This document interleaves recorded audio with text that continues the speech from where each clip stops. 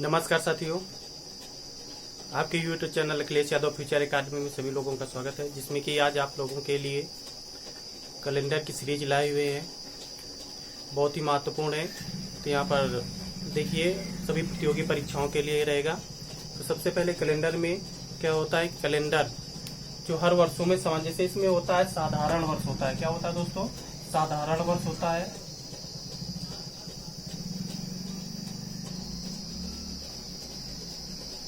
साधारण वर्ष।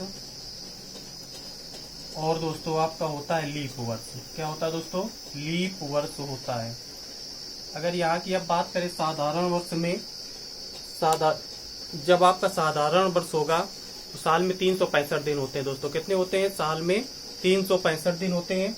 तो इस साधारण वर्ष में साल में 365 दिन होते हैं। कितने होते हैं दोस्तों? 365 दिन होते हैं।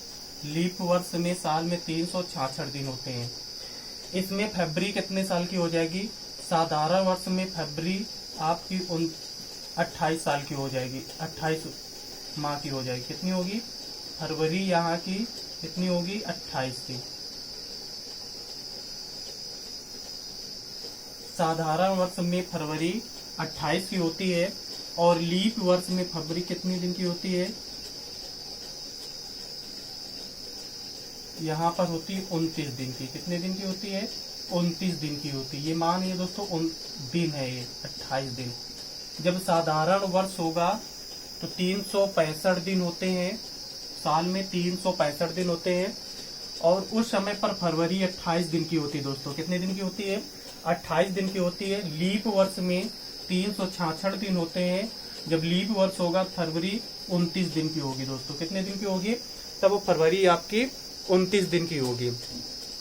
अब देखिएगा दोस्तों, यहाँ पर इसमें पूछेगा कि साधारण वर्ष में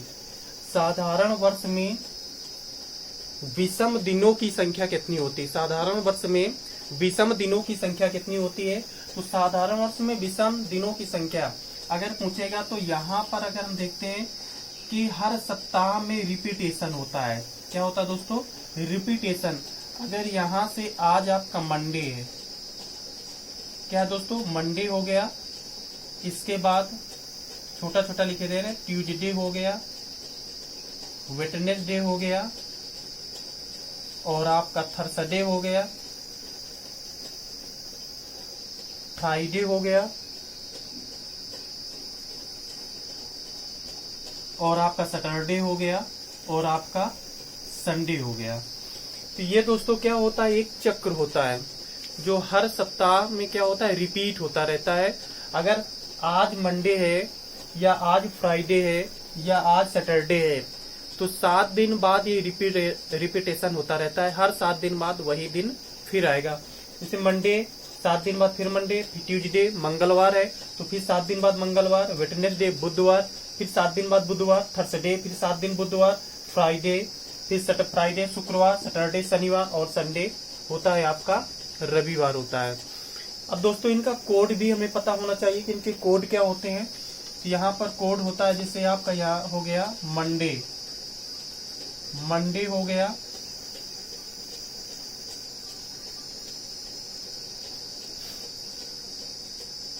ट्यूसडे हो गया, वेडनेसडे हो गया, थर्सडे हो गया, और आपका ये फ्राइडे हो गया, ये सैटरडे हो गया, और ये आपका संडे हो गया। ये दोस्तों 7 दिन है। अब इनका कोड क्या होता है दोस्तों? तो कोड इनका होता है, मंडे का कोड 1 होता है, ट्यूसडे का 2 होता है, वेडनेसडे का 3 होता है, थर्सडे का 4 होता है, इसका 5 होता है, सैटरडे का 6 होता है, इसका 0 या 7 होता है। ये सारे कोड आपको दोस्तों याद रखना होगा। क्या होगा? ये सारे कोड आपको याद रखना होगा। मंडे का कोड 1 होता है, ट्यूसडे का 2 होता है, वेडनेसडे का 3 होता है, थर्सडे का 4 होता है, फ्राइडे का 5, सैटरडे का 6 और संडे का 0 या 7 होता है।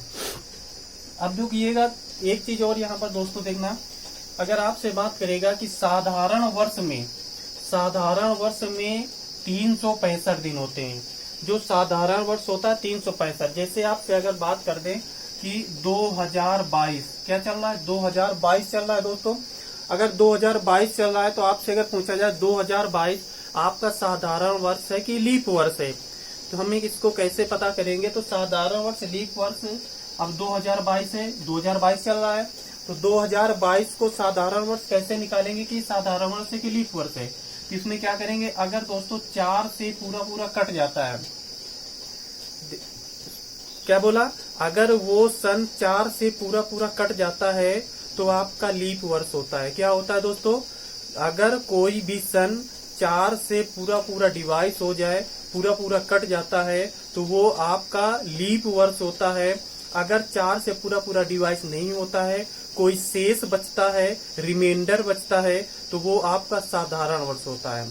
तो दिन निकालना सीख जाओगे। जैसे आपका यहाँ पर आ गया 2020 है, तो 2020 कैसा है, आपका साधारण वर्ष है कि लीप वर्ष है। तो 2020 में 4 से डिवाइस करेंगे, तो वो अगर 4 से डिवाइस करेंगे, सिर्फ लास्ट के 2 डिजिट से डिवाइस करना, तो 4 पंचे 20। अब जब 2020 आपका क्या होगा, 2020 आपका साधारण वर्ष नहीं है, लीप वर्ष है। क्यों लीप वर्ष है, क्योंकि पूरा ये डिवाइस हो गया है। अगर वो सन 4 से पूरा डिवाइस हो रहा है तो वो आपका लीप वर्ष होता है। अगर कोई भी रिमाइंडर बचता है, जैसे 2022, अब इसको हमने काटा 4 5 20, इसमें 2 रिमाइंडर बचा। क्या बचा दोस्तों, 2 रिमाइंडर बचा है। अब इसमें शेष बचा है, तो शेष जब भी कुछ बचेगा तो वो साधारण वर्ष हो जाता है। क्या हो जाता है दोस्तों, वो आपका साधारण वर्ष हो जाता है।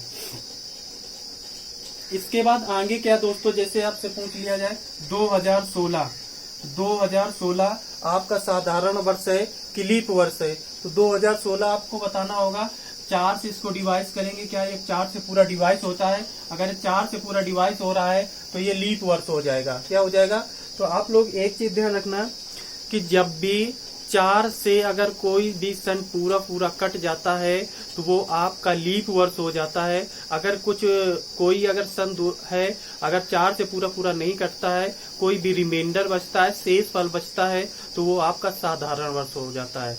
दोस्तों आप लोगों को ये पता हो गया कि साधारण वर्ष और लीप वर्ष हम लोग आराम से निकालेंगे। तो चलिए आगे बढ़ते हैं। अब तो ये भी पता हो गया कि मंडे साधारण वर्ष में 365 दिन होते हैं, लीप वर्ष में 366।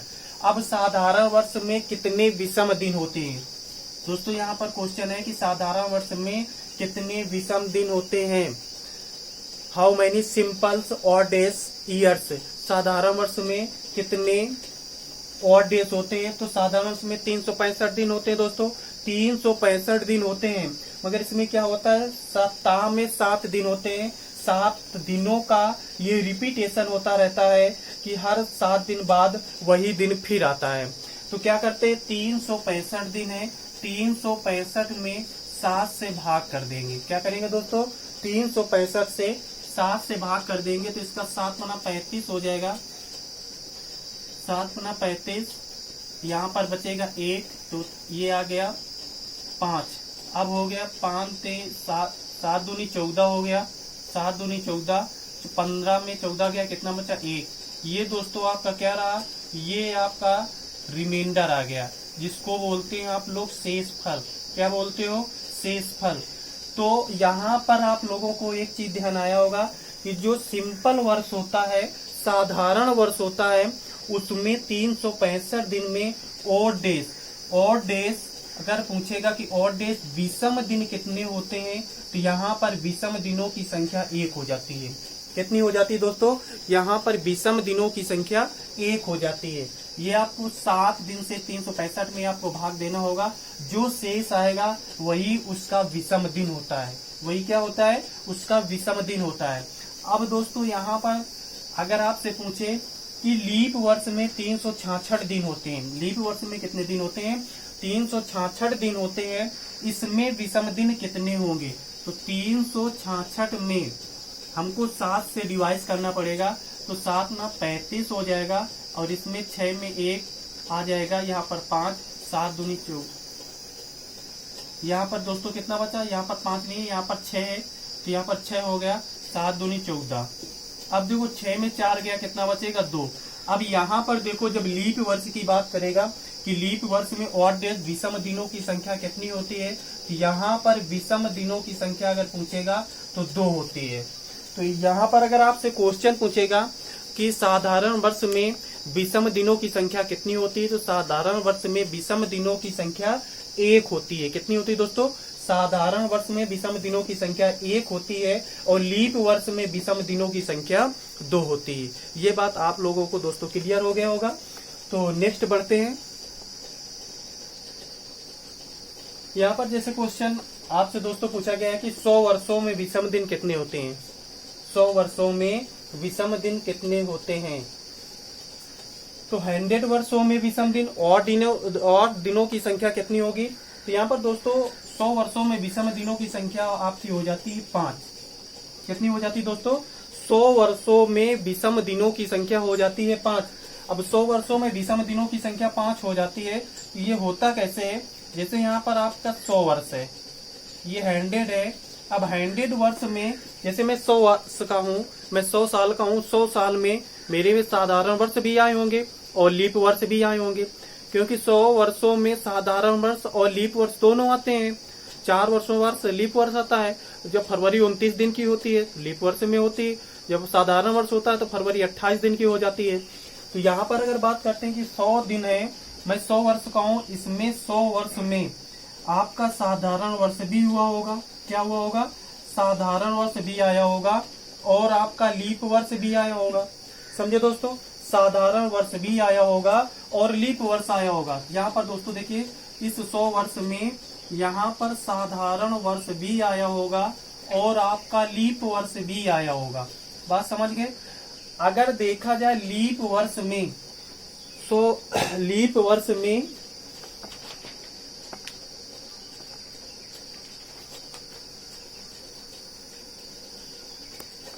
अगर दोस्तों यहां से अगर पूछ ले कि 100 वर्षों में लीप वर्ष कितने होते हैं, 100 वर्षों में लीप वर्षों की संख्या कितनी होती है, 100 वर्षों में कितने लीप वर्ष होते हैं, तो 100 वर्षों में कितने लीप वर्ष होते हैं।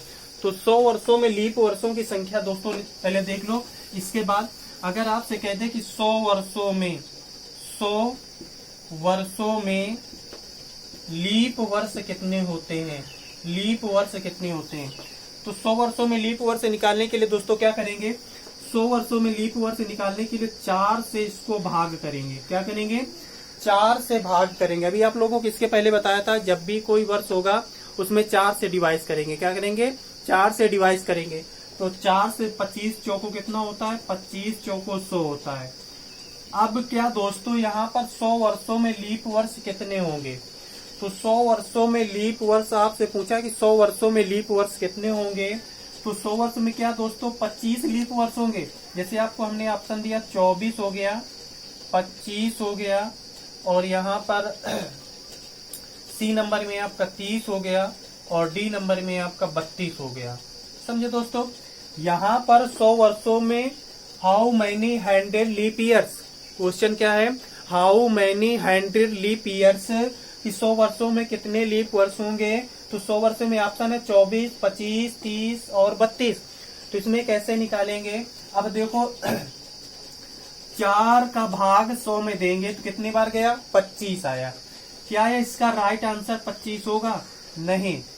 सेंचुरी ईयर्स जब भी आती है, सेंचुरी ईयर्स जब भी आती है तो 400 से डिवाइड करते हैं दोस्तों। क्या करते हैं, जब भी सेंचुरी ईयर्स शताब्दी ईयर्स होती है तो 400 से डिवाइड करेंगे। तो यहाँ पर क्या 100 ये 4 से डिवाइड हो जाएगा, तो ये 100 जो है 4 से डिवाइड नहीं होगा, तो इसमें 1 को माइनस करना पड़ेगा। 25 में 1 को माइनस करेंगे तो कितना आएगा, 24।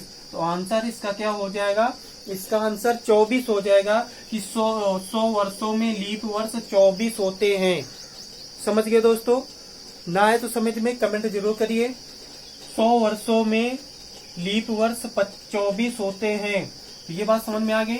अगर ये बात समझ में आ गई तो यहाँ पर देखिए, अगर 100 वर्षों में लीप वर्ष 24 होते हैं तो 100 वर्ष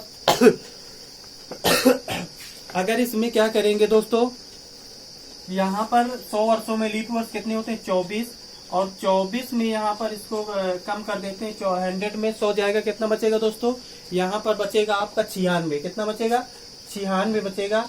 अब यहाँ पर देखो लीप 100 लीप वर्ष में कितने और डेज होते हैं, लीप वर्ष में आपके 2 और डेज होते हैं, कितने होते हैं 2 विषम दिन होते हैं, इसमें 2 का गुणा करा देंगे। साधारण वर्ष में कितने विषम दिन होते हैं 1 होते हैं, तो यहाँ पर 1 का, तो यहाँ पर 96 हो जाएगा, 24 गुना 48 हो जाएगा। अब इन दोनों को जोड़ ले, 8 6 कितना होता है 14, हासिल 1 बचा, और 9 और 6 13, 9 और 6 कितना होता है दोस्तों। यहाँ पर दोस्तों आपको समझ में आया, लीप वर्ष में 24 और 100 में 24 गया, 76 बचेगा। अब इसमें क्या करेंगे, लीप वर्ष में और विषम दिनों की संख्या 2 होती है, साधारण वर्ष में विषम दिनों की संख्या 1 होती है, तो यहाँ पर इसका गुणा कराए तो ये कितना हो जाएगा 76 हो जाएगा, और 24 गुना कितना हो जाएगा 48 हो जाएगा। अब यहाँ पर जोड़ेंगे 8 से 14 की 4, हासिल 1, 7 4 11, और ये कितना हो गया 12, कितना आया ये 124 हो गया दोस्तों, कितना हुआ ये दोस्तों 124। अब ये 24 दिन आया है, सप्ताह में 7 दिन होते हैं, इसको 7 से भाग देंगे तो 7 एक कम 7, अब इसमें यहाँ पर हो जाएगा, तो ये तो जो ये शेष फल रिमाइंडर आया है, ये शेष फल जो आपका आया है, यही आपका निकल के आया कि 100 वर्षों में विषम दिनों की संख्या कितनी होती है दोस्तों, तो 100 वर्षों में विषम दिनों की संख्या 5 होती है। 7 से उसको भाग देंगे तो आपका जो शेष फल आएगा वही 100 वर्षों में विषम दिनों की संख्या हो जाएगी। अगर दोस्तों आपसे पूछेगा कि 200 वर्षों में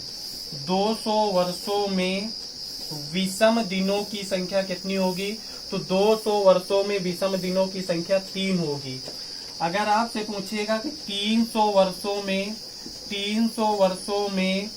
विषम दिनों की संख्या कितनी होगी, तो आपकी होगी 1 दोस्तों, कितनी होगी 1। अगर आपसे पूछेगा 400 वर्षों में विषम दिनों की संख्या 0 होगी। ये दोस्तों आपको याद कर लेना है, पूछे जाते हैं क्वेश्चन में कि हाउ मैनी हंड्रेड और डेज कितने होते हैं, तो हाउ मैनी 20 हंड्रेड और डेज कितने होते हैं, हाउ मैनी 30 हंड्रेड और डेज कितने होते हैं, और हाउ मैनी 40 हंड्रेड और डेज कितने होते हैं। तो ये दोस्तों आपको याद करना होगा, 100 में 5, 200 विषम दिनों में 3, 300 विषम दिनों में 1, 400 विषम दिनों में 0 होते हैं। तो दोस्तों वीडियो को अच्छा है लगे तो लाइक करें, और जिस भाई ने अभी तक चैनल को सब्सक्राइब न किया हो तो सब्सक्राइब करें, ऐसे वीडियो आपको मिलते रहेंगे। ये वीडियो का कैलेंडर का पहला वीडियो है, अभी तो आपको ये बेसिक चीजें आपको समझाया है, अभी आपको क्वेश्चन कराएंगे नेक्स्ट वीडियो में। तो वीडियो को लाइक करें, अभी जिस भाई ने चैनल को सब्सक्राइब न किया हो तो चैनल को सब्सक्राइब कर दें, और अपने दोस्तों को भी शेयर करें। जो भी समस्या हो तो दोस्तों कमेंट में जरूर बताएं। आपके लिए नेक्स्ट क्वेश्चन एक आपको देकर जाना है, इसका आंसर आप लोग कमेंट में हमको बताइएगा। तो यहाँ पर क्वेश्चन है आपका, कि 1850 एंड और 2050 के बीच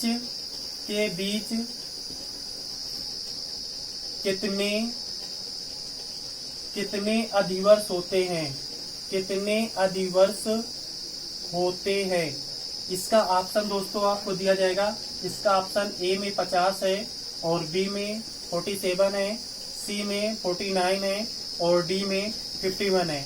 सब लोग अपने अपने कमेंट्स में बताइएगा इसका आंसर, कमेंट्स में इसका आंसर दीजिएगा कि 1850 और 2050 के बीच कितने अधिवर्ष होते हैं। ऑप्शन है 50, 47, 49, 51 ऑप्शन, ये आप सभी लोग कमेंट्स में इसका आंसर दीजिएगा। दोस्तों आप लोग वीडियो को लाइक करें, जिस भाई ने अभी तक चैनल को सब्सक्राइब नहीं किया सब्सक्राइब करें। सभी को जय हिंद, जय भारत।